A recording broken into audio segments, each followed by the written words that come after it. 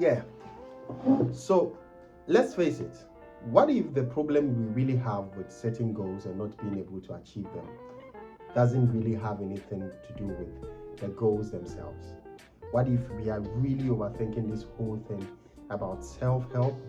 You see, I get so frustrated about these things because for quite some years now, for some months now, I've been trying so hard to get my A game on. Everybody's telling you online that you have to be motivated from the inside.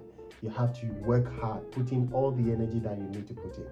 But what if we are really overthinking this whole thing differently? I recently came across a certain video that really shocked me. And the words of that young man were very simple.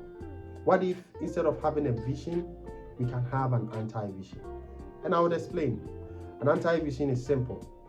Outline all the things that you don't want to see in your life. It's as simple as that. You see, there's a funny thing in the scripture when you read the book of Exodus, when God was giving the people of Israel all the laws that he wanted them to follow. Do you notice a pattern in there? All the things God gave them were not the do's, but they were the don'ts. And I've come to understand that in your life, whenever you neglect, whenever you do away with the don'ts, the do's come naturally.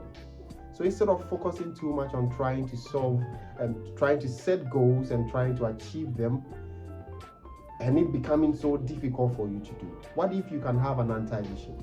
Outline all the things you don't want to see in your life, all the various ways you don't want your life to end up, and then see how things are going to change.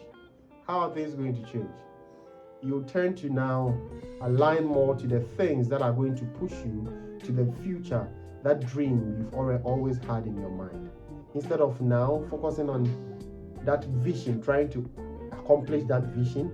Because if you don't really know the things that are stopping you from getting there, the things that you need to do away with, knowing the things that you need to do alone isn't enough.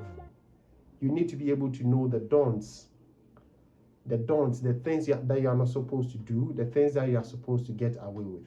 And I'm sure if you are able to outline all the don'ts in your life, it will surprise you that your life would align in such a tremendous way that you never imagined.